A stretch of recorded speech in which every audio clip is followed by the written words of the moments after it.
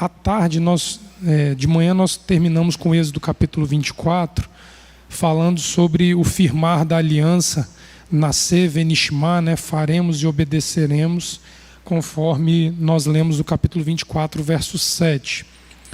E nós estávamos falando sobre a necessidade de mantermos uma conexão sólida entre Páscoa e Pentecostes, para que nós não caiamos no erro de ficarmos expostos à idolatria.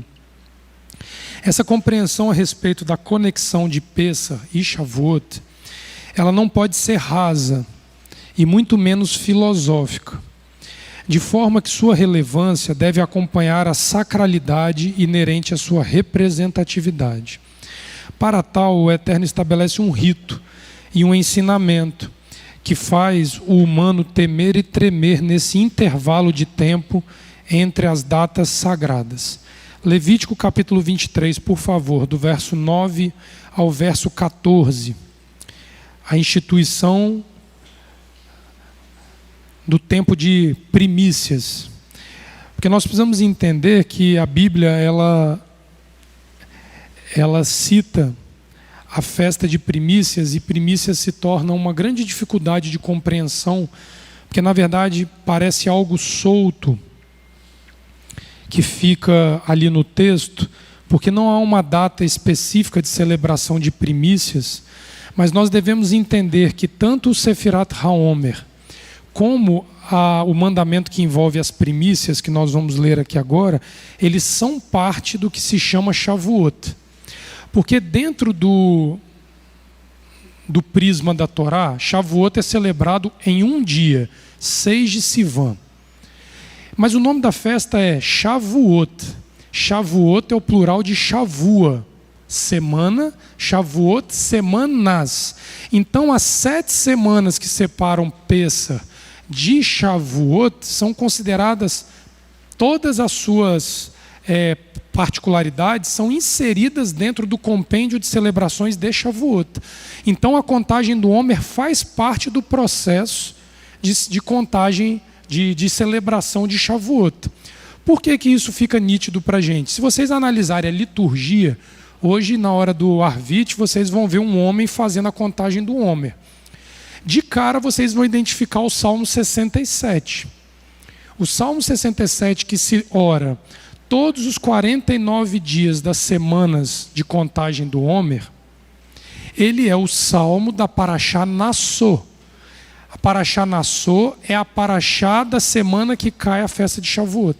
Então você veja que você ora o salmo de Shavuot por 49 dias antes da celebração de Shavuot. Então precisa ser entendido essa parte do texto aqui como parte do mandamento que envolve a celebração da outorga da Torá, Shavuot.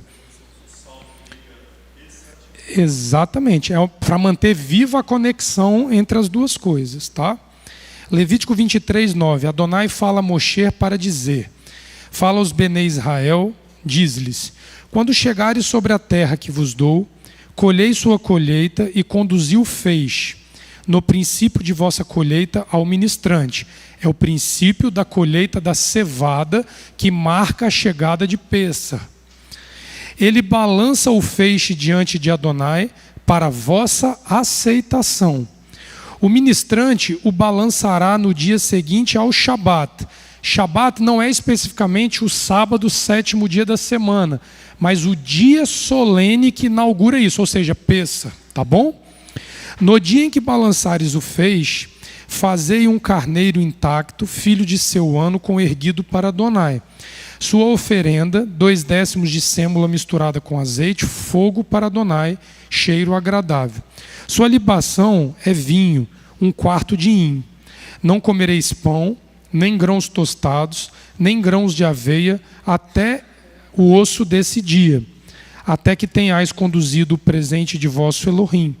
Regra de perenidade para vossos ciclos em todos os vossos habitats. A colheita dos cereais na primavera de Israel era marcada por uma dedicação do campo ao Eterno, porque a festa de Pessah marca a maturação da cevada, que é o primeiro dos 7 frutos que caracteriza a terra de Israel. Ou seja, a partir do momento que você tem a cevada madura no campo, Pêssar chegou. Basta procurar a primeira lua cheia do mês que a cevada madura, que você sabe que chegou o Pêssar. Então existe um vínculo agrário com o vínculo temporal da celebração. E o que o homem aqui faz? O dono do campo pega o primeiro feixe maduro do campo e ele ergue diante de Adonai como uma oferenda. Daqui nasce a cerimônia de contagem do Homer ao longo de 49 dias. Ah, Leonardo, mas eu não tenho um pedaço de terra para plantar cevada para fazer. É o teu campo. É o meu campo. O homem e a terra têm a mesma origem. Óbvio que se você é dono de uma empresa, se você tem a sua produção salarial mensal, quando chega Pêssar, é considerado um ano novo.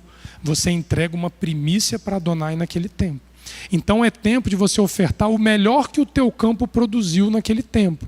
Física, mas também este campo interior aqui, você oferta a Adonai e move ele como um feixe. Por isso que primícias não têm data de começo. Porque a partir do momento que o homem, entre Pêssar e Shavuot, identificar a maturação deste campo, o campo está maduro, você apresenta. Pode ser, pastora, que seja lá para o dia 30 do mês. Pode ser, Leomar, que seja no mês de Iar, já no segundo mês a maturação. Mas você apresenta no momento que encontra a maturação. O Levítico 26 vai falar daquela questão da transgressão do homem, a terra vai precisar descansar. Porque na transgressão o homem não deixa a terra obedecer a este princípio. Isso. Do tempo estabelecido. Isso. Acho que não ligou aí. Do tempo estabelecido por Adonai, o homem desobediente, ele não preserva a terra para que a terra obedeça esse tempo ao qual o Eterno estabeleceu. Como você não vê esse tempo, você não acompanha a maturação da terra, essa movimentação que já está prescrita para a Torá. Porque o exercício de tempo, nós vamos botar uma coisa na nossa cabeça. Todo ano tem Pêssar e Shavuot, correto? Todo ano nós temos 7 semanas de contagem do Homer, correto? Mas Adonai não é limitado e preso a esse tempo físico, eu estou querendo dizer. Por mais que ele seja sagrado, por exemplo, se você olhar dentro da Torá, o Levítico vai estabelecer o Shemitah. O que é o Shemitah? É o ciclo que ao 7º ano o campo descansa da produção de 6 anos. Com a promessa de que no 6º ano você vai colher para o 6º, para o 7º e para o 8º ano, para dar tempo de você arar o 8º ano e voltar a colher. A Torá também fala do Yovel, que é o jubileu, que essa casa entra aqui em jubileu. O que é o jubileu? São 7 ciclos de 7 anos, são 49 anos de contagem, que no 50º ano seria um Shavuot, Ulisses, dos anos. Vocês entendem essa questão? É como se houvesse um Shavuot específico a cada 49 anos. Dentro do ciclo 7 vezes 7. 7 anos vezes 7 ciclos de 7 anos. Então, dentro desse aspecto, a Torá ela é muito firme. Toda vez que nós tivermos uma cronologia que respeite o ciclo de 7 dias, Shabat. 7 semanas, Sefirat HaOmer. 7 anos, Shemitah. 7 ciclos de 7 anos, jubileu. É tempo de parar e temer Adonai. É isso que precisa entrar na nossa cabeça, que ele nos dá intervalos de tempo de maturidade para apresentarmos oferta. Vou dar um exemplo. O Ulisses, meu salário cai todo mês. Então chega em Pêssar, todo ano eu tenho a obrigação de separar uma oferta, porque eu recebo mensal e todo ano. Por exemplo,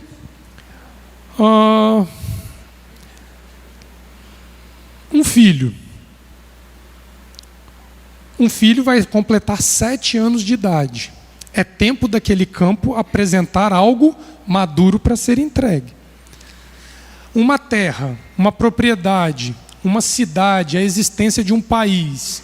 Quantos anos ele precisa contar para parar e ofertar a Adonai? Aí você já fala de um jubileu, 49 anos para marcar uma data específica. Por exemplo, o Estado de Israel, 1948, foi reconstruído oficialmente na mão do povo judeu. 50 anos depois, 1998, foi o jubileu da terra de Israel. Então existem marcos temporais que ai de nós se esquecermos. Nós não podemos esquecer que a nossa vida é contada em ciclos de 7 dias, 7 anos, 7 ciclos de anos. Casamentos são julgados no mesmo rito.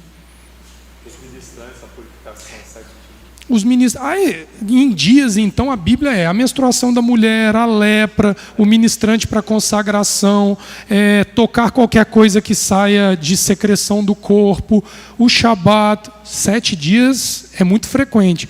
Mas eu quero chamar a atenção que essa questão de observância de tempo e a sacralidade do tempo, ela vai muito além de um tempo reservado entre Pêssah e Shavuot. Mas começa pela observância simples de todo ano olhar 7 semanas de Pêssah a Shavuot. Presta atenção quem está dormindo e acorda, porque não vai dar certo não. Olha só o que eu estou querendo dizer para vocês. Dessa forma, a consagração do fruto do campo era incluída nos rituais sacrificiais do Eterno.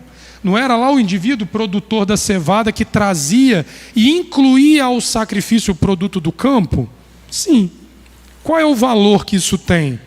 Como uma forma de oferenda pela colheita vigente. Quando eu trago a minha vida civil para a legislação bíblica, ela acompanha os benefícios da vida bíblica. A vida civil acompanha os benefícios da vida. Porque eu vou voltar nisso com calma. Entendam.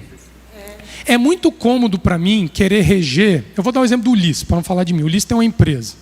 Ele vai reger a empresa dele. Faz os melhores cursos, contrata os melhores profissionais. Tudo bem, está tudo correto, é isso mesmo. Se ele traz a empresa dele para dentro do rito da Torá, ele agrega um valor sagrado ao que é comum. Porque ele consagra o que é civil e social ao sagrado. Então a empresa dele começa a andar no ritmo de Torá. É aí.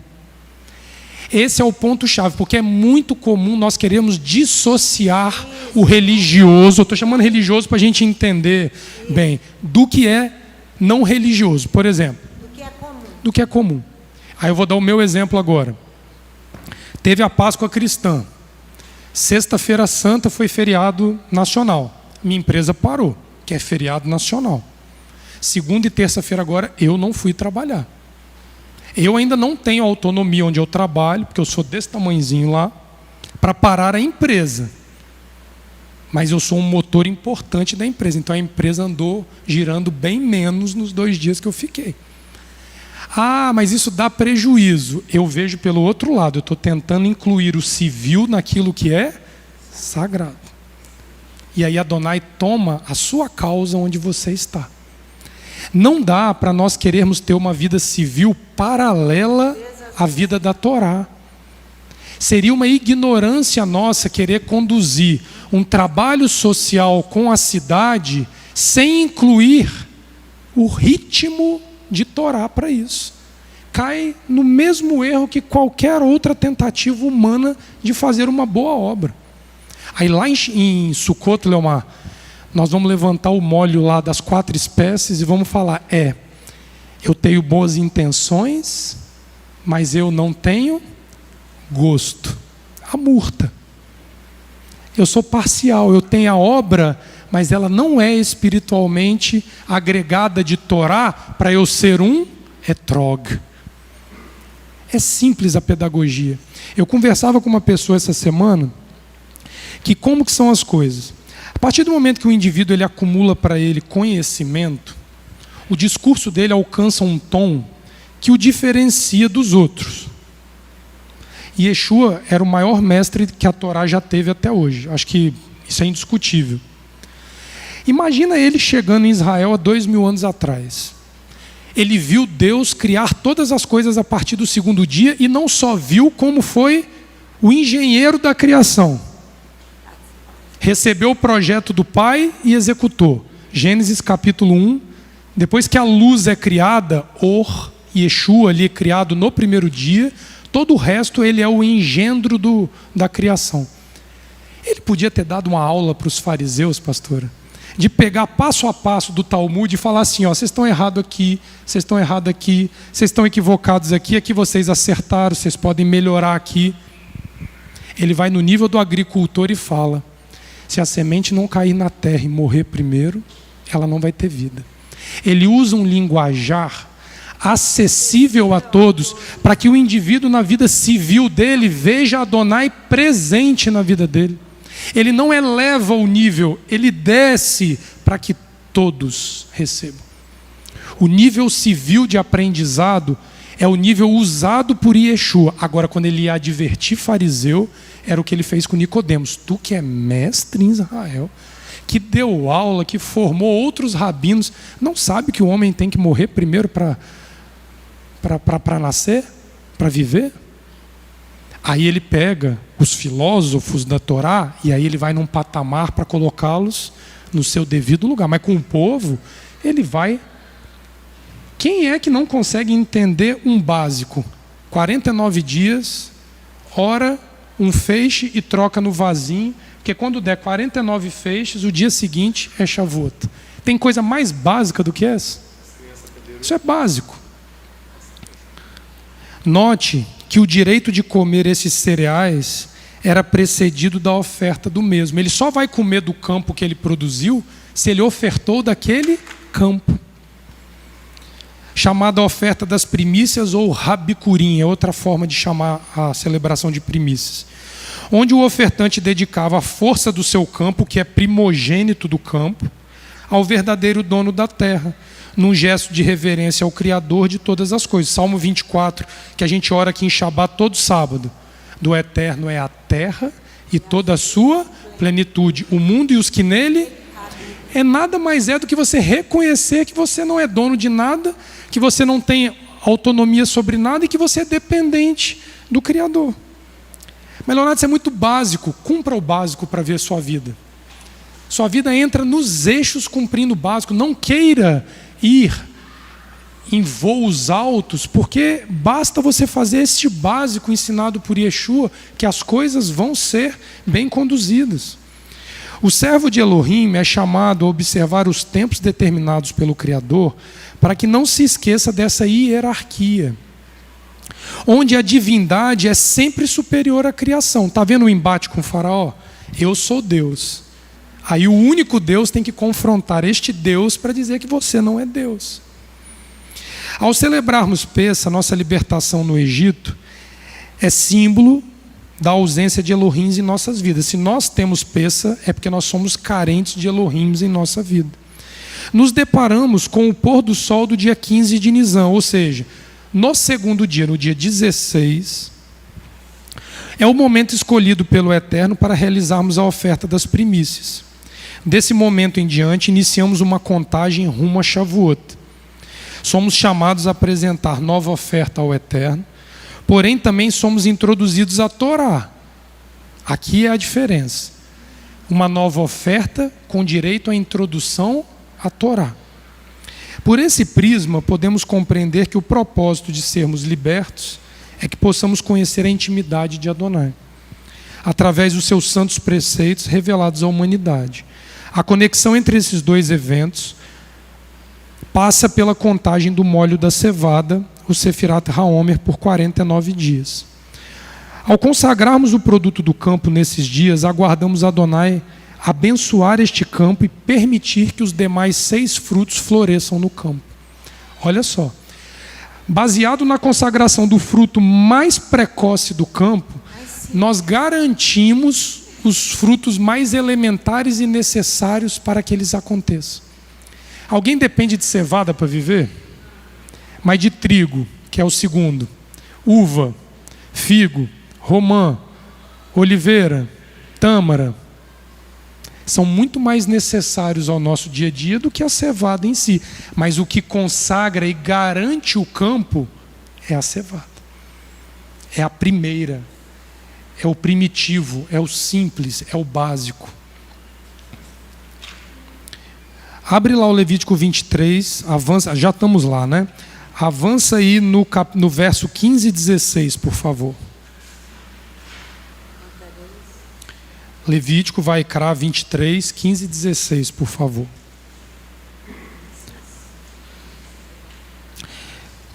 Levítico 23, 15. Contarei para vós, observa isso, contarei para vós.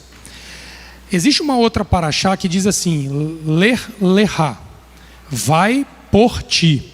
Existe uma paraxá chamada shelar-lerá, envia para ti. Aqui é, conta para ti. Por quê? Porque o homem aqui se apoia na responsabilidade da escolha de querer contar. Aqui que está o problema. As festas bíblicas, elas têm uma classificação de Torá chamada de Hukat Leomar. Hukat é uma ordenança da Torá. Todas elas são sagradas. A mitzvah, que é o mandamento, é sagrado. O Hukim, que são as ordenanças, é sagrado.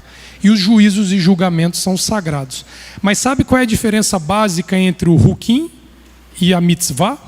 É que a mitzvah se impõe sobre a humanidade independente do desejo da humanidade querer a mitzvah.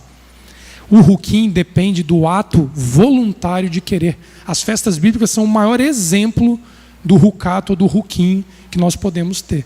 Então é aqui, conte para vós, outros, desde o dia imediato ao Shabat, no caso aqui Pessah, porque o primeiro Pessah foi num Shabat, por isso que ele usa também essa expressão, desde o dia em que trouxeres o molho da oferta movida, as primícias, 7 Shabatot, eles serão intactos.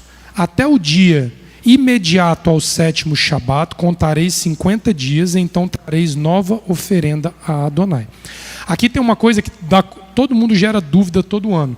São 49 feixes, mas são 50 dias.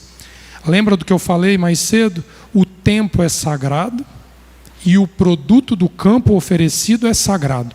São 49 dias de oferta do campo, mas a contagem dos dias é de 50. Então a cerimônia de contar encerra-se na véspera de Shavuot. Em Shavuot nós dizemos Hayom Hamishim, hoje são 50 dias.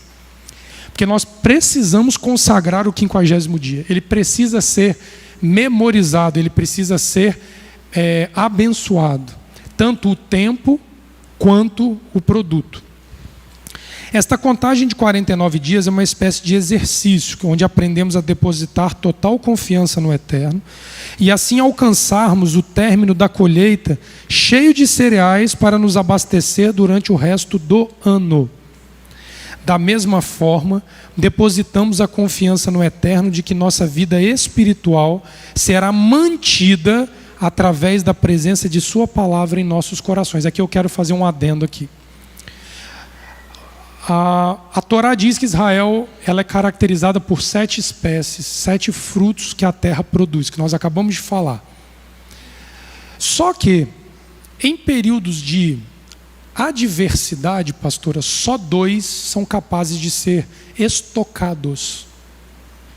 José, quando estava no Egito, ele teve 7 anos de fartura. Olha a coincidência dos 7. Coincidência. Não era a Torá sendo aplicada, era só uma coincidência. E aí ele estoca cevada e trigo. Trigo é o elemento da festa de Shavuot. Cevada é o elemento da festa de Pessah. Via de regra, você pode anotar isso daí e guardar no seu coração. Se a escassez da palavra de Adonai se impuser, se você tiver Pessah e Shavuot, você se sustenta até ter os outros frutos. O fruto de Pessah e Shavuot pode ser estocado em períodos de adversidade. Leonardo, você está falando do quê? De neve? Você está falando de seca, de terremoto? Não.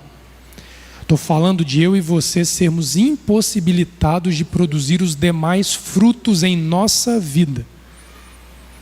Guarda o básico, que ele é suficiente em tempos de privações e adversidades, porque ele te sustenta até que a terra volte a produzir. Até que. Israel precisou guardar trigo e cevada durante 70 anos no cativeiro babilônico. Meu nossa, você está falando da cevada física? Não. Estou falando dos princípios de vida à luz da Torá que você retém de Pêssah e Shavuot, que são básicos, mas que sustenta e mantém a vida. A ponto do patriarca Jacó identificar que no Egito tinha sustento e desce com a família inteira. Guarda isso. Isso é muito mais um símbolo metafórico do que um símbolo físico, tá? Guardem isso. Ah, Leonardo, eu tenho geladeira para estocar romã. 2 dias sem luz, eu quero ver sua romã sobreviver. A palavra sefirat, contagem, é derivada de um verbo chamado safar, que significa contar, relatar, relacionar ou recontar. Uma raiz primitiva do hebraico que significa pontuar com uma marca como contagem ou registro. Isto é, por implicação, inscrever alguma coisa. É uma inscrição, o Sefirat HaOmer. Alguém saberia arriscar dizer de que inscrição ele está falando? Se a palavra contagem nos leva a entender de forma ampla, que significa que ao passo que eu conto, eu estou me inscrevendo no quê? Estou perguntando, não é retórica a minha pergunta. Escrevendo no livro da vida? Isso é lá em Rosh Hashanah e Yom Kippur, a senhora já foi à frente. Tem uma inscrição anterior que a gente precisa fazer antes de querer o nosso nome inscrito no livro da vida. Nós estamos na contagem do Homer, estamos resumidos a 7 semanas aqui, entre Pêssah e Shavuot. No que a gente precisa se inscrever?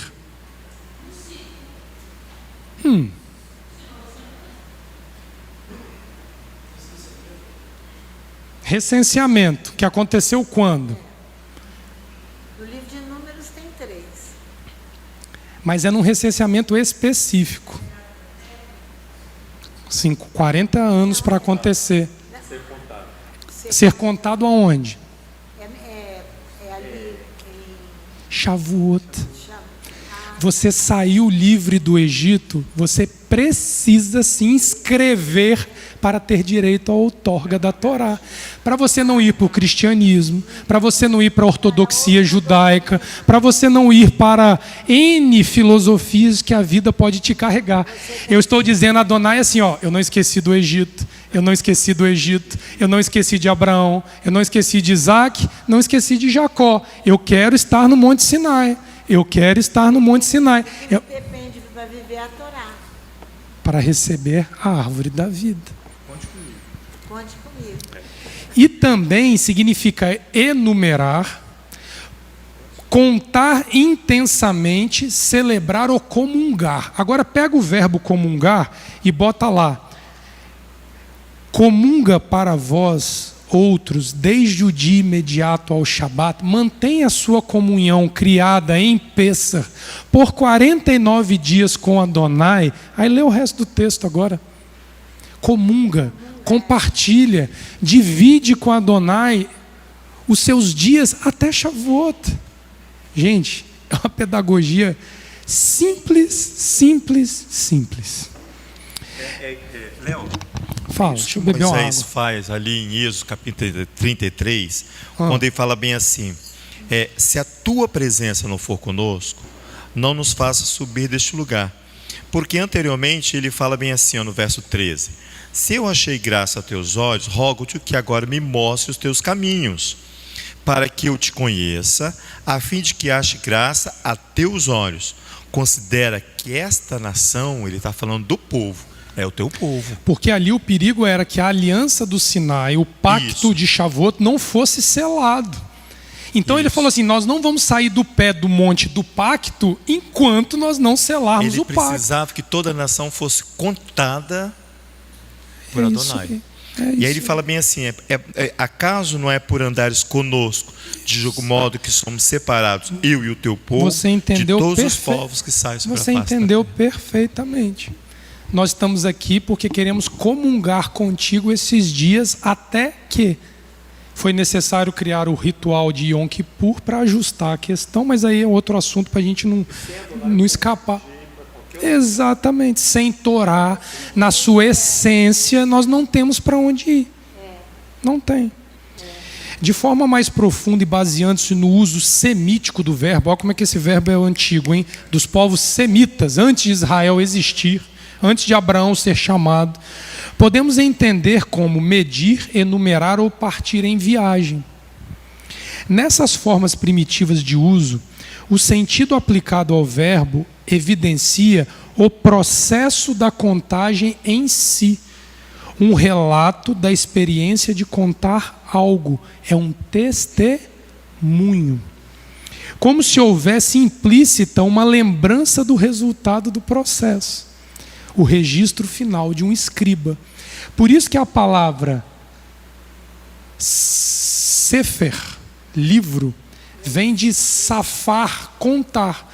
E quem escreve o Sefer Torá é o Sofer, o escriba. Está vendo a encrenca de Yeshua com os escribas e fariseus?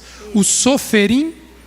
Porque eles estavam desapegados do básico da Torá por causa de doutrinas religiosas que imperavam naquele tempo. Eles tinham a obrigação, porque eles são os redatores do testemunho do Monte Sinai. Quem que escreve a Torá há 3.500 anos, gente? É um sofer. É um homem que só faz isso da vida. Copiar a Torá, copiar a Torá e copiar a Torá. É um exercício que ele não conseguiu usar em benefício próprio para se manter. Ele não conseguiu visualizar a sua visão, uma visão limitada, rasa. Limitada, a visão foi muito limitada. Ele não conseguiu ver isso em profundidade nem para a sua vida, sua própria vida. Ele civilizou a profissão. Isso. Tornou uma coisa civil. Isso, exatamente. Tirou o valor agregado que tinha isso. ela. É isso. Vocês querem ver uma coisa interessante que é a aplicação desse verbo, sefirat, safar? Quando o Eterno, no Gênesis 15, vira para Abraão e fala assim: então conduziu Abraão até fora da tenda e disse: olha para os céus e conta as estrelas. Eu posso olhar para o céu e fazer uma enumeração. Tem 1, 2, 3, 4, 5 infinitas estrelas. Dentro do conceito safar, além de enumerar, eu estou agregando o resultado final do processo de contar. Para Abraão foi qual? Quando ele contou aquele monte de estrela, que a promessa da sua descendência realmente se confirmaria. E qual é o primeiro passo da confirmação da descendência abrâmica? Um povo, 400 anos escravo, estaria numa nação que o subjugaria, mas Adonai se lembraria dele. É peça. É peça. Abraão, quando contou as estrelas, a contagem infinita daquelas estrelas representava a certeza dele sobre a sacralidade do juramento de Adonai para ele. Então ele não estava ali contando estrela igual o menino para dormir, não, que você bota para contar estrela, não. Ele estava contando porque ele ali enumerava filho por filho que seria beneficiado ao longo das gerações. É uma adesão íntima com Adonai isso. Moisés recorre a isso quando ele vê que Adonai ia destruir a nação. Sim. Fazer dele um povo. Ele lembra-se de Abraão. Sim. Se vocês quiserem olhar depois o Êxodo 9, de 13 a 6, você vai ver da mesma forma isso, quando ele ali vai falar sobre a ameaça que as pragas teriam sobre isso, tá? Que eu não vou ler agora para a gente saltar, mas aqui eu quero fazer uma consideração. Notem que o aspecto sagrado deste conceito é voltado à contagem e ao objeto que é contado, dando a esse verbo um caráter sagrado da parte de quem o aplica. Então, esta simples tarefa de contar o Homer, ela é sagrada, tanto na contagem, quanto no valor que ela agrega na hora que conta. Difere-se da raiz pakad, que limita-se a sacralizar apenas o objeto da contagem. Quando a gente lê a Parashá Pekudei, Êxodo capítulo 38, ali tem a enumeração dos objetos sagrados do santuário, mas ali não tem um vínculo temporal sagrado agregado. Não fala quanto tempo demorou para eles fazerem aquela contagem, porque o objeto ali era sagrado e o objetivo era dar o tom sagrado ao objeto. Sefirat HaOmer, o objeto é sagrado e o objetivo por trás da contagem é sagrado. Agrega muito mais valor, entendeu? Precisamos fazer uma análise cuidadosa a respeito da primeira Páscoa, porque ela não teve contagem do Homer. Aqui que é o ponto alto disso. Visto que a partir desses eventos é que surge a ordenança de contagem de tempo até Pentecostes. É necessário que saibamos quais eventos ocorreram nesse intervalo de tempo. Aqui eu quero vocês com a caneta, quem tem, e o papel e a nota, porque os rabinos escrevem muito sobre isso, mas eles têm a arte de tornar complexo e não fazem disso uma didática simples de entender. Então eu procurei resumir aqui para a gente tentar entender melhor. Primeiro evento, Pêssar, foi a morte dos primogênitos. Isso aqui está marcado. 7º dia da partida do Egito, ou seja, 6º dia da contagem do Homer. Qual é o evento que nós vamos amanhã à noite celebrar? Abertura do Mar Vermelho e derrota dos egípcios. Olhe que todos esses eventos que vão ser arrolados aqui agora são eventos que ocorrem em período de Sefirat HaOmer. Tá bom, Leonardo, e o que é que eu quero com isso na minha vida? Aplicar isso aqui na nossa vida ao longo dessas 7 semanas, porque nós obrigatoriamente passaremos por esses eventos. Fazer esse período civil consagrado. Amanhã o mar tem que abrir para nós. E o Egito tem que ser afogado no mar de juncos. Foi a abertura, a vida de Israel e a morte do Egito. Foi o primeiro evento. Perfeitamente, pastora Sandra. Fala aqui no microfone, pastora, reforça a fala da senhora. Foi quando eu falei de manhã que o misticismo foi julgado, a começar pela casa de Adonai. Então é dia de julgar isso. É o dia de julgar. E foi julgado no 33º dia do Homer. Eu posso dar um exemplo para a senhora bem rápido? Pode. Não está nem anotado ali não. Tá bom. Um exemplo bem rápido de que o misticismo ele tende a ser julgado neste 7º dia. Todo mundo, quando pega a Bíblia para ler, e é fato que está escrito que Moisés pegou o cajado, debaixo da ordem divina, Ulisses, e ele fez assim no mar, por mar se abrir, concorda? Sim. Quando você vai ler o Talmud, a Torá oral diz que Moisés, Arão, seus 2 filhos e alguns anciãos vão entrando mar adentro, sem ele abrir. E ele só abre quando a água chega no nariz de Moisés, onde Deus dá a ordem do mar abrir. Alguém se sacrifica antes de que o milagre ocorra. Não foi um ato místico de Moisés simplesmente pega o cajado e vá. Não. Ele se expõe ao risco para ver o benefício. Ele se expõe ao risco para que o mar abra. Essa casa abrir a boca igual abre, falando para os 4 cantos via internet, etc., de que religião é idolatria, de que Jesus não é Deus, Ele é nosso mestre, é nosso profeta, é nosso rei, nosso rabi, mas não é Deus. É se arriscar em benefício de outros que precisam que o mar se abra para começar a andar. Porque o resto do povo estava paradinho esperando o que ia dar essa entrada de Moisés. Eu não esqueço um dia um ensino que o Eterno me deu. Ele virou para mim e falou assim: o jejum e a oração são preciosíssimos. E eles mudam muita coisa na vida de uma pessoa, mas são básicos, porque você faz dentro de casa em segurança. Socorrer alguém em perigo, você tem que se expor. É muito mais valoroso para mim. Quando a gente vê isso, é porque o ato de se expor tira de sobre quem se expõe o ar de misticismo que pode ser carregado. Não existe isso. A Torá, as coisas acontecem pela vontade divina. O mar só abriu porque Adonai quis. Moisés não tinha mérito, Arão não tinha mérito, mas eles, mesmo sem ter o poder de fazer o mar abrir, eles se expõem ao risco. Essa é a maior forma de adesão que nós podemos ter para condenar. Posso dar um exemplo aqui? Quando você sai, você não tinha tomado a vacina do Covid.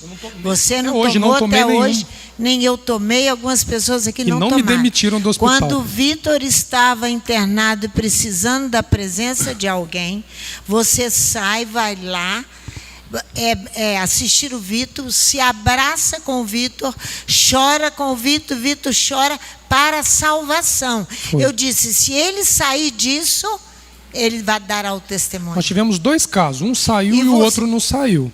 Exato. Wagner foi na mesma condição semanas depois disso. Exatamente. Mesma situação, Você igualzinho, saiu igualzinho. livre, mas expôs a sua vida para que o outro fosse salvo.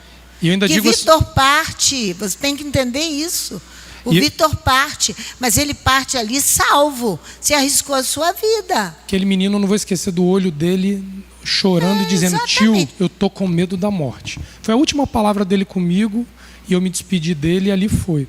Pediu uma Bíblia, não foi? Foi para orar, ungir ele, estava de cueca, estava toda numa situação bem delicada. Mas o que eu tenho para dizer sobre isso, pastor, é que eu dali saí chorando muito, fui dirigindo lá de Vila Velha, que era o hospital que ele estava, até aqui no centro de Vitória, e contra tudo e contra todos eu entrei dentro de casa, peguei meu filho, abracei, dei um beijo no meu filho e falei: Eterno, me ensina a cuidar do Amós. Amós estava com acho que 6, 7 meses de vida. Quando naquela época era aquela história, não pode entrar dentro de casa, tem que ficar não sei quantos dias de quarentena e blá blá blá blá blá blá. Fui contra tudo e contra todos. O único que não se opôs à minha entrada na casa foi Amós. Faria quantas vezes fosse necessário. Mas Leonardo, e se você adoecesse? Se pereci, pereci. É assim, não tem... Não foi um ato de irresponsabilidade. Não. As pessoas acham isso. Não foi irresponsabilidade. Uma vida precisava partir em paz e para isso não há preço que a gente pague o suficiente para isso daí. O texto está em Êxodo capítulo 14, verso 24 e 25, a abertura do Mar Vermelho, tá? E a derrota dos egípcios. Êxodo 14, 24 e 25. No 10º dia, o que acontece no 10º dia de partida do Egito? 10 dias de Pessa, 10 dias. Acabou pães asmos, 3 dias de marcha, 9º dia do Homer. O povo chega em Mará e se depara com a falta de água potável. Então, Ulisses, a estrada não é pavimentada até o Monte Sinai.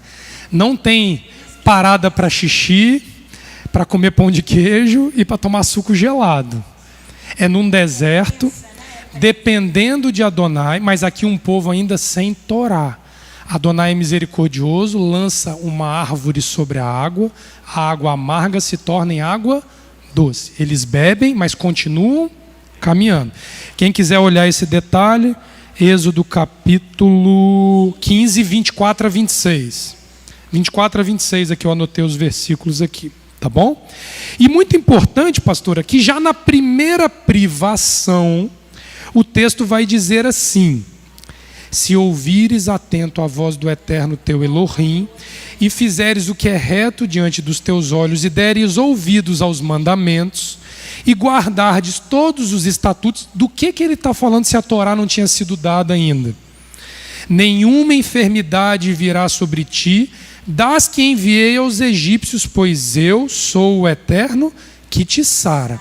Ou seja, se você atentar para o que eu irei te dar, você não vai querer o Egito de volta. Então ele já está advertindo que a vontade de retornar ao Egito vai surgir, mas você precisa continuar caminhando, contando o seu Sefirat até Shavuot, 50 dias depois. 30º dia da partida do Egito, começam as murmurações por falta de comida. No capítulo 16 começa a cair o maná, eu não anotei esse detalhe. O povo achou estranho, queria comer carne, Adonai vai dar o maná. Eu esqueci de anotar o detalhe do maná. Mas a questão do maná envolve a data do mês de Iyar. Depois eu consigo calcular para vocês aqui, é no Êxodo capítulo 16. Quer ver? Fala aqui. Aos 15 dias do 2º mês, começou a cair maná do céu. Eu esqueci de anotar esse detalhe, eu deixei observado aqui que eu não anotei. Qual é essa data? 15 de Iyar. O que tem de importante em 15 de Iyar? Nós estamos no meio da contagem do Homer. O que tem no dia 15 de Iyar de importante? Pessa Sheni. Na data do 2º Pessa, cai pão do céu para alimentar o povo. Quem não tinha aderido ainda, começa a receber palavra de Adonai, que cai do céu para nos sustentar. Gente, se isso não é graça, se isso não é amor e se isso não é misericórdia, O que Paulo às vezes admite ali é que nós não podemos nos contentar com a graça. A graça, ela tem tempo para acabar, nós não podemos viver na graça. Tá? Eu não vou entrar em Romanos nisso aqui agora não, para não dar, para a gente não fugir. Hein? Sábado que vem o Ulisses dá continuidade nisso. Sem data precisa, a partir da caída do maná sobre a terra, eles reclamam de água de novo. Êxodo capítulo 17, aqui eu quero ler com vocês, Êxodo 17. Então nós vamos ter privação de água, vamos ter privação de comida, mas não vai faltar o sustento para chegar ao Monte Sinai. Não houve relato da morte de ninguém, salvo os que combateram contra Amaleque, tá bom? Salvo os que combateram contra Amaleque. Que é o próximo passo aqui da nossa etapa. Quando houver a privação de água de novo, o texto vai dizer assim: tendo partido toda a congregação dos filhos de Israel do deserto de Sim, fazendo suas paradas segundo o mandamento de Adonai, acamparam-se em Refidim. E não havia ali água para o povo beber. Contendeu, pois, o povo com Moisés e disse: dá-nos água para beber. Respondeu-lhe Moisés: por que contendeis comigo? Por que tentais a Adonai? Tendo aí o povo sede de água, murmurou contra Moisés e disse: por que nos fizeste subir do Egito, para nos matares de sede a nós, nossos filhos e nossos rebanhos? A situação vai apertar e vai começar a haver uma insurgência a respeito do abandono. Qual é o momento de eu não fraquejar? Eu vou contar o Homer, porque Adonai vai me sustentar, ele vai me manter até os pés do Monte Sinai. Eu preciso chegar ao Monte Sinai. Capítulo 17 dá continuidade com o combate em Amaleque. Aqui, o nome de Adonai é conhecido como Adonai Nissi. Ele é uma bandeira arvorada aos povos. Porque eu hei de riscar totalmente a memória de Amaleque de debaixo do céu. A memória de Amaleque a ser riscada não é um povo físico a ser exterminado apenas, mas a falta de adesão e a dúvida quanto à certeza do valor que tem o mandamento precisa ser combatido ano após ano. Imagina, eu vou pegar aqui a Rita Alvina de exemplo, 40 anos de casa, pelo menos 20 contando o Homer todo ano. Ela poderia chegar na altura do campeonato e falar assim: mais um ano contando o Homer. Já deu. Este é um combate, Rita, anual contra o risco de falharmos na adesão com Adonai. O que é que nos salva disso? Então, o que é que nos salva disso? Essa simples estruturazinha frágil, pequenininha, mas com um valor agregado imensurável. Ela é o caminho para o Sinai. 48º dia da partida do Egito, Adonai convoca um jejum de santificação aos pés do Monte Sinai. Cheguei, calma, tem que se consagrar. Chegar sujo de deserto, com as minhas dúvidas, com as minhas privações, com as minhas afetividades ainda não tratadas. Eu não tenho Torá, eu tenho maná, mas a Torá ainda não me foi dada como um arcabouço de recurso vital. 3 dias, os homens não encostem nas mulheres, lava as vestes, troca a roupa, porque eu vou aparecer no cume do monte. Ele vai aparecer. Ele vai se manifestar. Se nós conseguirmos cumprir no âmbito literal e espiritual a marcha de 7 semanas. E passa assim, 7 semanas. Êxodo no capítulo 19, verso 1 diz assim: no 3º mês, mês de Sivan, da saída dos filhos de Israel da terra do Egito, no 1º dia deste mês vieram ao deserto do Sinai. Então eles chegam ao Sinai 6 dias antes. Tendo partido de Refidim, vieram ao deserto do Sinai, no qual se acamparam ali, pois se acampou Israel em frente ao monte. Verso 10. Disse também Adonai a Moisés: vai ao povo, purifica-o hoje e amanhã. Lavem eles as vestes, estejam prontos para o terceiro dia, porque no terceiro dia o Eterno estará à vista de todo o povo e descerá sobre o monte Sinai. O mais importante de tudo é o resultado da descida de Adonai no monte, não o surgimento dele no monte.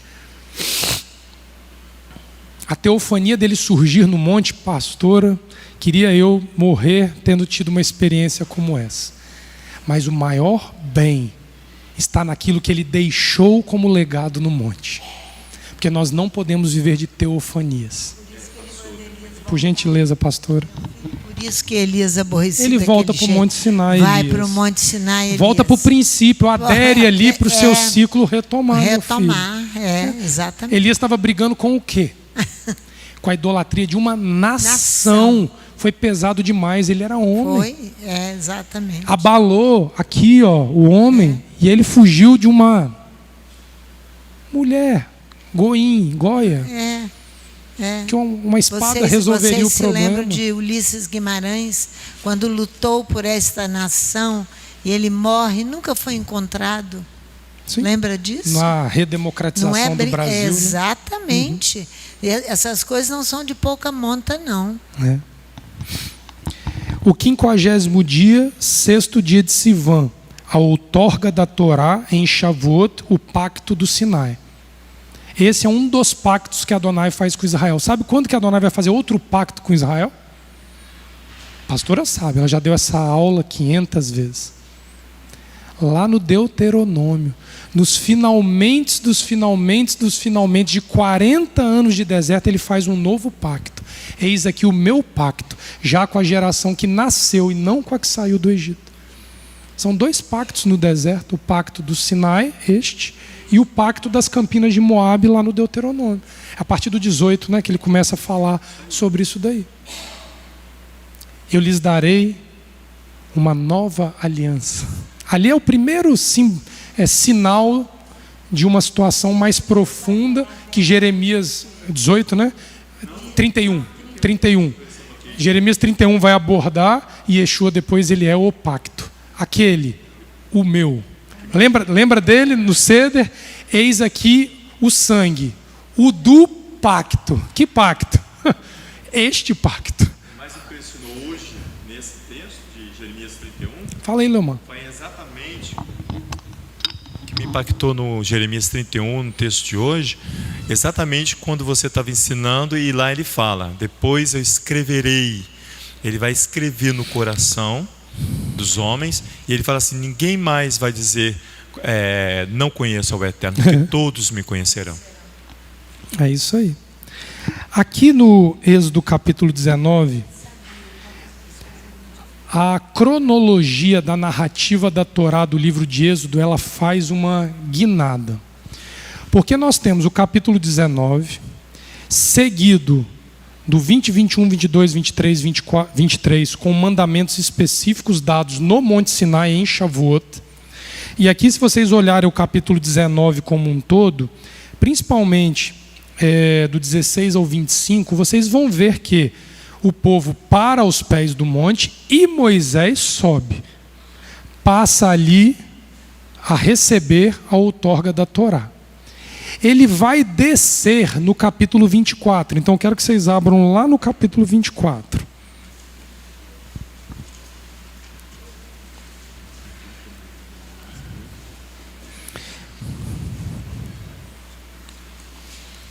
Ele não passa 40 dias e 40 noites. Ele não vai passar 40 dias e 40 noites uma vez só na presença de Adonai. Ele faz 3 incursões, pastora. Ao que parece, parte da exegese hebraica defende que são 2. Que este capítulo 24, pastora, seria uma referência ao hiato com o capítulo 19. Outra parte da exegese defende que aqui é uma outra subida que ele faz. Observa aqui. Disse também o Eterno a Moisés, sobe ao Eterno tu, Arão, Nadab e Abiú e 70 dos anciãos de Israel. É diferente daquilo que o texto no capítulo 19 diz, que só Moisés subiu. Se Moisés sobe no dia 6 de Sivan e ele passa 40 dias, quando é que ele volta? 6 de Sivan mais 40 dias dá 17 de Tamuz. O que a gente celebra no dia 17 de Tamuz? A queda do primeiro templo, a primeira brecha antes da queda do primeiro templo, a primeira invasão antes da queda do segundo templo e o pecado do bezerro de ouro. Você passou a contagem do Homer, você vai enfrentar tragédias. Neste êxodo aqui do primeiro ano da saída do Egito foi o bezerro de ouro. Israel deixou de contar os anos, as semanas e os ciclos de anos para ver 2 templos cair. Por isso que os profetas acusam, não libertaram os escravos ao 7º ano, não fizeram a reorganização da terra nos seus jubileus e a terra não descansou nos Shabatot. Esta acusação dos profetas antes da queda do primeiro templo e da segunda, Yeshua vai dizer, eu destruirei esta casa e em 3 dias eu a reconstruo. Moisés sobe 3 vezes ao cume do Monte Sinai. Essa é uma opinião do Leonardo. Existe uma divergência exegética, mas se você vai olhar Yeshua apontando para isso, já tinha se cumprido, ele precisava fazer Mas Leonardo, só foram 2 templos. Ele estava falando do corpo dele. O 3º templo real e verdadeiro que o povo está aí brigando pelo espaço físico, está falando da reconstrução deste templo. E aí nós vamos ver que a 3ª reconstrução do templo bate com a 3ª reconstrução que Yeshua se refere, que é a ressurreição dos mortos, que é o apelo do capítulo 33 e 34 do Êxodo. Não nos deixa. Não esquece a aliança com Abraão, Isaac e Jacó, porque a ressurreição dos mortos nasce com eles. E Yeshua aqui está pautando as destruições do dia 17 de Tamuz, que a gente celebra o Tzon Tamuz, que é o dia 17, é um dia de luto em Israel, porque foi o dia que os espias pecaram, foi o dia que, não, foi 9 de Ave dos espias, desculpa, foi o pecado do bezerro de ouro, e as 2 brechas iniciais para a destruição do templo de Jerusalém são abertas no dia 17. E todos esses 3 eventos culminam com os espias no dia 9 de Ave e as 2 destruições do templo em 9 de Ave dos anos que eles caíram. Então isso para nós, olhar o Sefirat HaOmer, se tornou algo privilegiado. Porque seja nas questões anuais, pastora, sejam nas questões de ciclos de anos e de jubileus de anos, é Ele que vai nos nortear. É Ele. Olha o que o texto vai dizer. Só Moisés se achegará ao Eterno. Os outros não se chegarão, nem o povo subirá com ele. Veio, pois, Moisés, referiu ao povo todas as palavras do Eterno, todos os estatutos. Então todo o povo respondeu a uma voz e disse: tudo que o Eterno falou, faremos. Lá no Monte Sinai, o povo disse: faremos. Moisés escreveu todas as palavras. Quando o povo lá no Monte Sinai, no capítulo 19, diz faremos, eles não tinham ouvido Torá. Aqui o texto está dizendo que Moisés desce, lê os estatutos e o povo diz, faremos, o que parte do pressuposto de que é a 2ª vez que eles respondem, faremos, compatível com a 2ª descida de Moisés sobre esse assunto. Oi? Ato jurídico, ele está apresentando Torá para o povo dizer se quer ou não, com certeza. Tudo o que falou o Eterno faremos. Moisés escreveu todas as palavras do Eterno. Tendo se levantado pela manhã de madrugada, erigiu um altar ao pé do monte e 12 colunas, segundo as 12 tribos, dizendo que todo Israel aderiu. E enviou alguns jovens dos filhos de Israel, os quais ofereceram ao Eterno holocaustos e sacrifícios pacíficos de novilho. Moisés tomou metade do sangue, pôs em bacias e a outra metade aspergiu sobre o altar. Tomou o livro da aliança, leu ao povo e eles disseram: tudo que falou o Eterno faremos e obedeceremos. Olha como é que acrescentou aqui.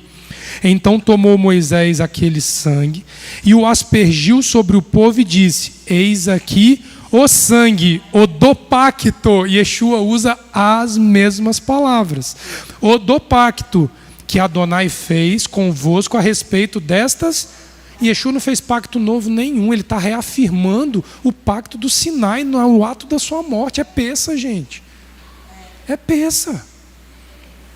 E subiram Moisés, Arão, Nadab e Abiú e os 70 anciãos de Israel, e viram o Elohim de Israel, sob cujos pés havia como pavimentação de pedra de safira, que se parecia com o céu na sua claridade.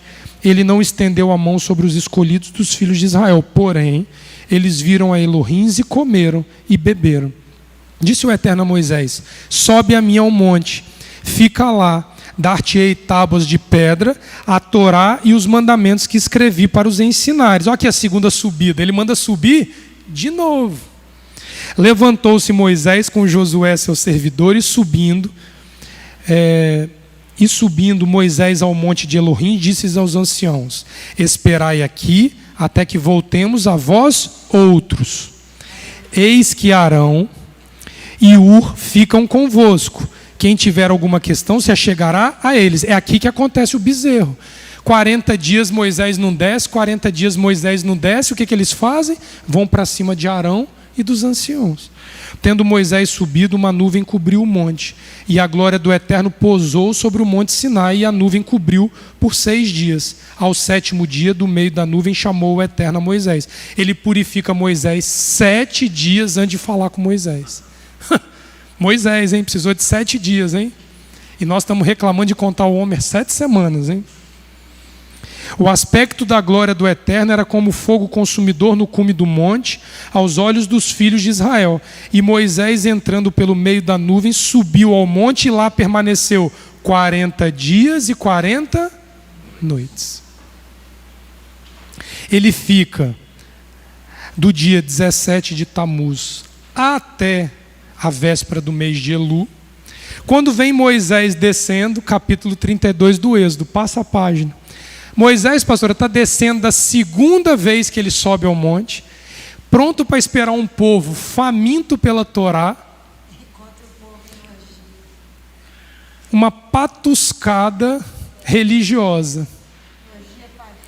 Capítulo 32, 1. Mas vendo o povo que Moisés tardava em descer do monte pela segunda vez, acercou-se de Arão e lhe disse: levanta-te, faz-nos deuses que vão adiante de nós, pois quanto a este Moisés, o homem que nos tirou do Egito, não sabemos o que lhe terá sucedido.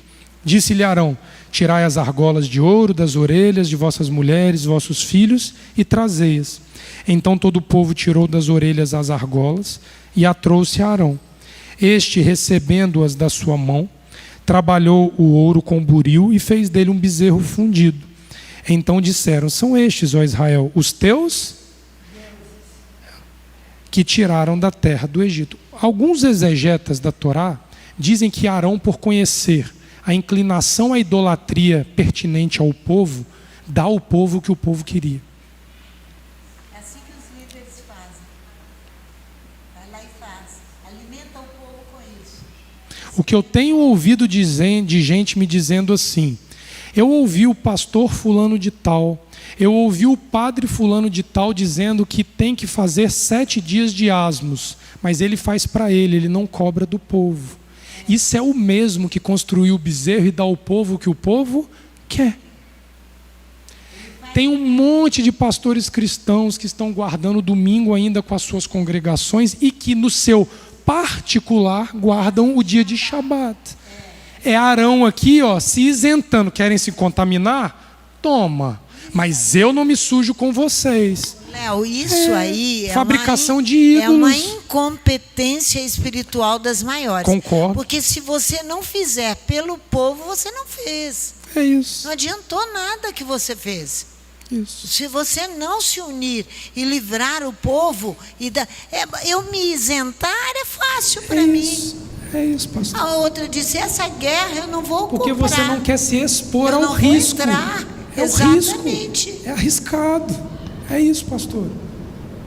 O que as pessoas precisam entender, Leomar, é que numa marcha de uma multidão para fora do Egito, vai precisar haver alguns de pé que se sacrificam em prol do povo para dar caminho ao povo. Ele poderia ter dito para mim na terça-feira, não, pastora, não faço. Ele poderia ter dito. Sim. E passar para outra bola. É isso. Não é isso aí? Como outros que preferiram ficar pelo celular para ver se ia dar tudo certo. Isso. Se não ia ser nenhum ataque terrorista. Gente. Não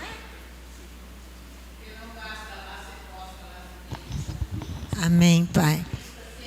Nós temos que, não basta apenas fazer, nós temos que nos alistar, nós temos que nos inscrever. Isso aí. No exército. Ele volta naquela inscrição do Êxodo, acho que capítulo 31, aquele recenseamento ali do Êxodo 31. Acho que é Êxodo 31.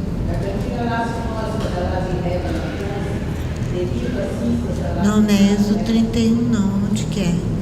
É Números 31? Números 31. Exatamente, o arrolamento do shekel que ele está falando. Porque ali você é a absolvição da alma. Olha aqui. Amém. Essa é a necessidade de estar inscrito. Não é Números 31, não, gente. Achar capítulo 25 e 26, os dois.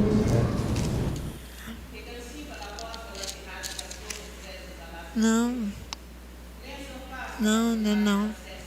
Segundo recenseamento é o primeiro recenseamento. Amém. É porque quando você estiver acertado sua questão, você luta pelo povo.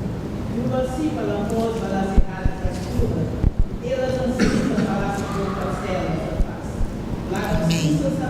Amém.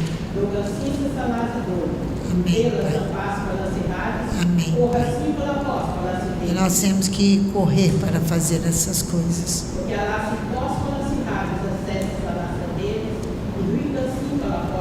Amém, Pai. Amém, Pai. Amém. E assim você poderá ter louvar Adonai com liberdade. É Êxodo 30. É Êxodo 25 falando do shekel, mas ele arrola no 30 a partir do verso 12. É no 30 do Êxodo, a partir do verso 11. Isso. Aqui até o 16. É esse aqui, esse segundo recenseamento aqui que ele está falando. E pastora, qual é a paraxá desse recenseamento? Kitzá, que é a paraxá do bezerro de ouro. O evento do recenseamento antecede o pecado do bezerro de ouro. Antecede. Se você se arrola com Adonai e você conta dentro do sagrado e Adonai conta com você, o bezerro de ouro não acontece. Mas neste ano de partida do Egito não havia ordenança de Sefirat HaOmer. Eles pecam no bezerro de ouro no primeiro ano de partida do Egito. No segundo ano Adonai vem e toma um feixe de cevada para todo mundo. Ele vai fazer a legislação. Ele cria a legislação para prevenir que outros eventos, como o bezerro de ouro, voltassem a acontecer. É isso. Para fazeres expiação pelas vossas almas. Era o meio shekel. Versículo 16. É o meio do shekel. Êxodo 30. É isso aí, meio shekel. Absolvição das almas. É isso que ele está falando. Dessa contagem aqui. É isso aí. Porque no fim de tudo, nem sempre, para nós encerrarmos, nós precisamos entender isso aqui de uma forma muito clara. Nem sempre, e biblicamente falando, na maioria das vezes, não teremos a compreensão antes da adesão. Eu vou repetir devagar, porque isso parece uma coisa simples de entender, mas não é. Nem sempre, e biblicamente quase nunca, nós atenderemos a um chamado de Adonai como esse, mediados pela compreensão, mas sim pela adesão. Porque no Deuteronômio capítulo 8, eu quero encerrar com vocês aqui no Deuteronômio capítulo 8. É o segundo, porque teve aquele dos 600 mil almas que saem do Egito. No deserto é o primeiro, esse aqui. Eles contam aquela da marcha do Egito de 600 mil homens e depois no deserto. Isso, no deserto. Então, isso aí. a partir Isso daqui que vem o recenseamento, a contagem. Isso aí, perfeito. Para você ser arrolado. É isso aí. Lá em Pessa sai todo mundo, 600 mil almas. Em Shavuot é quem sobreviveu a Amaleque, é quem não se desviou no caminho e que se inscreveu para chegar ao encontro com Adonai. Se não fosse tão difícil, né? A gente poderia criar este hábito de inscrição para celebrações. Vejam a luta que foi para conseguir os nomes de quem queria refeição. Uma coisa tão simples. Imagina se a gente fosse celebrar a festa mediante um arrolamento prévio de quem vai comparecer. Porque é o que o texto sagrado está dizendo que tem que fazer. Eu vou comparecer. Eu estarei. É isso que Adonai espera de nós. Olha o capítulo 8 do Deuteronômio, verso 1, para nós entendermos que esta marcha, eu não sei o que significa contar o Homer, conte. Por si só é sagrado e é mandamento. A compreensão talvez venha. Talvez. Olha o detalhe que ele fala aqui.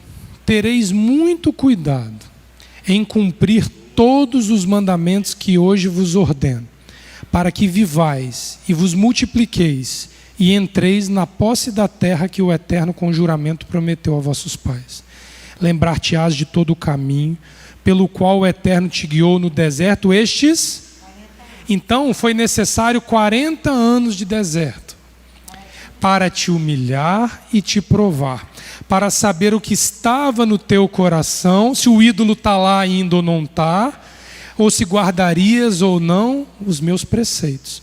Ele te afligiu, te deixou ter fome, depois te sustentou com maná. Olha a cadência do Sefirat HaOmer aqui certinho. Sustentou com maná que não conhecias e que teus pais também não conheceram, para te dar a entender que não só de pão o homem vive, mas de tudo que sai da boca de Adonai. Nunca se envelheceu a tua veste sobre ti, nem se inclinou o teu pé, e inchou o teu pé estes 40 anos. Reconhece, portanto, em teu coração, que como um homem castiga seu filho, assim te castiga o Eterno. Guarda os mandamentos do Eterno teu Elohim, para andares nos seus caminhos e o temeres. É a regra básica. Esse foi o texto da Torre da Vigília. Do Migdal Eder, Torre do Rebanho. Você falou Torre da Vigília, Torre do Rebanho. Olha o que o profeta Oséias, no capítulo 2, Oséias estava lidando com a idolatria. Prostituição física e espiritual, biblicamente, é o mesmo que idolatria.